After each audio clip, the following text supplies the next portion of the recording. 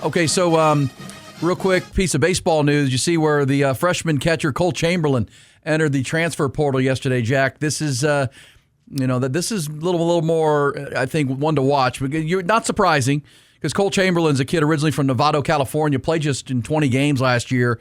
He started 10 of them, but didn't play much because he was behind Rylan Galvan, the Iron Man. He never came out of the game. Rylan Galvan was always playing catcher. And so, this is Cole Chamberlain never really got a chance. And now the Longhorns have brought in the Notre Dame transfer, Carson Tenney, who's in that same kind of, he's going to play every day if he can. So almost certainly for Cole Chamberlain, an opportunity to go find some playing time. He's from California. Carson Tenney's too good of a player not to have in the lineup and on the field. So, if you're a young guy, you've already missed, you didn't get to develop much as your first year behind Rylan Galvan, you want to play.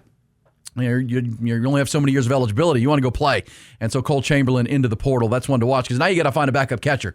You can't go into the season. It's great to have as Jim Schlossnagle has said, you can't win without a championship level catcher. You can't win championships. But you also need a backup catcher, like a backup quarterback. Yeah.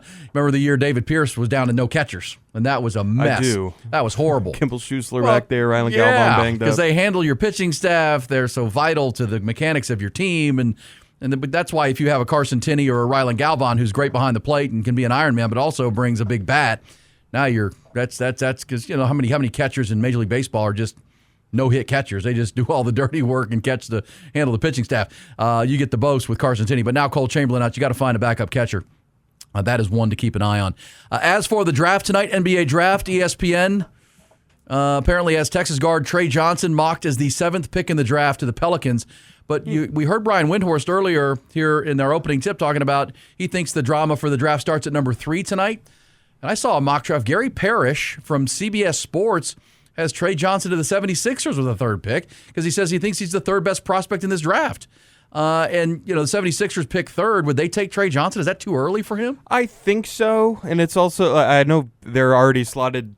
If it's not Tre Johnson, it's probably VJ Edgecombe. And if you're talking about bridging eras for the Philadelphia 76ers, their 2 best young players are also small-ish guards, in Tyrese Maxey, who's been an all-star, and Jared McCain, who's going to be Rookie of the Year until he got hurt last year.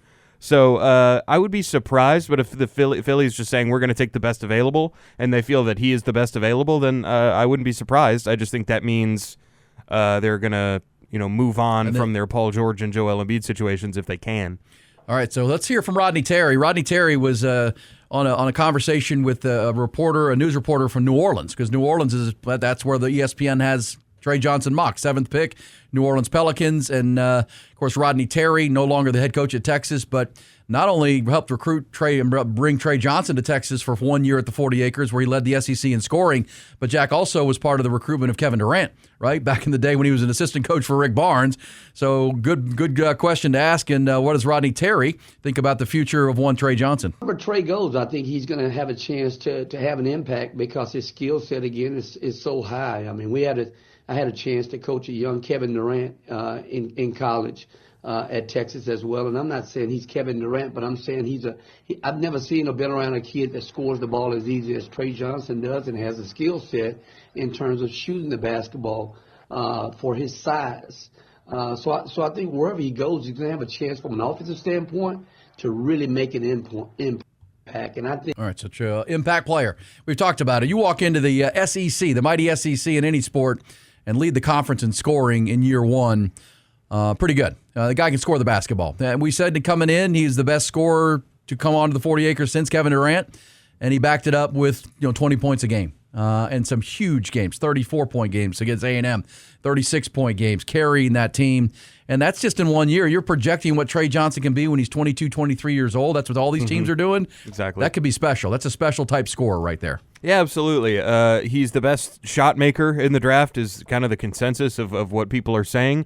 If you have knocks against Tre Johnson, he has a hard time getting to the rim and he has a hard time finishing when he gets there. But the shot's real. That'll translate strength, right though. away. Yeah, for sure. And, but we saw him be able to get into the mid-range. I don't think I saw him miss a turnaround jump shot all season. But I think top 5 is absolutely fair for Tre Johnson. I wouldn't even be upset if he slid a little further because those teams, I think, are better set up. Yeah. Well, absolutely. All right, so also shifting gears to Steve Sarkisian, and we previewed this yesterday with our friend Nick Shuley, who is the host and one of the producers of the Third and Longhorn podcast. And those guys went down and did an interview with Steve Sarkisian this week that dropped yesterday evening. And it's it's about 50 minutes of, really behind the curtain talk with Sark. One of the things I wanted to play, and we'll play it throughout the morning in Horns at Half Past, little pieces of the 48 minutes or 49 minutes. But this is Sark talking about the challenges of the upcoming year, Jack. I mean, they're going to open at Ohio State in 66 days against the Buckeyes. But listen to Sark on, he was very proud of his team last year in their first year in the SEC. He said to the Third Longhorn guys of their mental toughness, right? They didn't win all their conference games, but they were ready mentally to play in all of them. He wasn't happy with the Georgia game, but he said we played a bad first half, but he says he doesn't think it was because they weren't ready. He said they might have been too ready, that they got too amped up over the day, and they just played a terrible game. He coached a terrible game that day. Steve Quinn Ewers, the whole bit, against a ferocious Georgia team that all day all they heard was Texas hype on ESPN College Game Day and all of that. But he did say of the 8 conference games, he felt like they were mentally ready to play every game, which you can't. If you're not mentally ready to play, you're going to get beat. And you saw Alabama do that.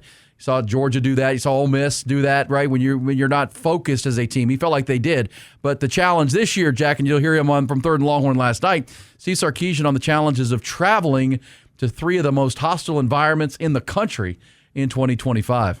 Moving forward, no different. No different. I think we have new challenges this year that we didn't have a year ago. We're going to be the most traveled team in the SEC this year. We're going to travel almost 10,000 miles this year, where I think Georgia, Ole Miss, those guys are traveling like 1,200 miles, So the idea that we're going to Ohio State, we're going to Georgia, we're going to Florida, you could argue 3 of the top 5 most hostile environments in the country that we're going to get to play in. And I say get to, and I mean that because this team has got to form its own identity. And we've been a very good road team now for the past 3 years or so.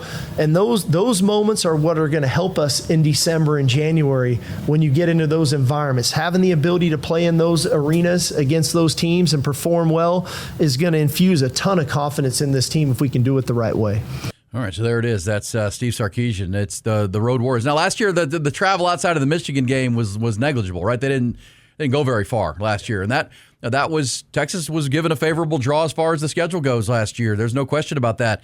But that's good fortune. No one could have predicted Florida would be down like they are when you saw the Florida game on the schedule. Like, wow, that's a good team, but they were banged up, and DJ Lagway was hurt. Kentucky had been a good program, but all of a sudden they weren't very good last year for Mark Stoops, and Mississippi State's always going to be at the bottom. But the travel was. What was the longest trip outside of the Ann Arbor trip? That was Vanderbilt.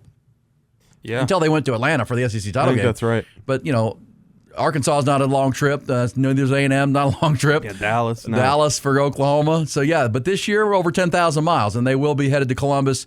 They will head to Gainesville. They head to Athens. Those are all huge games on the road. Remember, they also go to Lexington. And Lexington's not far from Columbus. If you're ever looking at a map, they go back up to Lexington, which is right in the middle of the state of Kentucky, which is just south of Ohio there. So, yes, they're going back to Lexington. They've got to go to Starkville, Mississippi. Stark-Tucky, we saw baseball fans for Texas got to go there for that opening series in the SEC.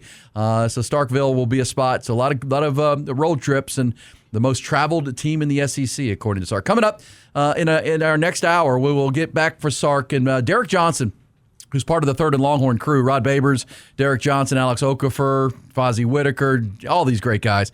Nick Shuley, of course. But Derek asked him about, and this is really, we talk about Steve Sarkisian, an offensive mind. Derek Johnson, from the defensive perspective, he says he watches Sark's teams.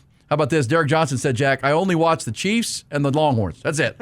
He's got like 5 kids, so he only watches 2 teams. I watch the Chiefs and the Longhorns. And he said, when I watch your offenses, I can see you breaking the tendencies of the defense. Because he's a linebacker, right? And his job is to, break these things down from that side of the ball. And you'll want to hear Sark's answer talking about that, because it's really, and one of the things he talks about, Jack, is how he, as an offensive mind, learning from Pete Carroll and Nick Saban, 2 of the great defensive coaches of all time, and picking their brain on how they try to defend things, that's helped him be a better offensive mind. Like, okay, I'm picking the brain of Nick Saban on how he tries to stop teams, so what can I do to give him trouble? and you'll also hear him talk about how he's helping Pete Kwiatkowski, he thinks, to build a defense that's really hard on opposing offenses, because that's the two sides of the ball. We'll hear that coming up, and that's all part of the Third and Longhorn podcast.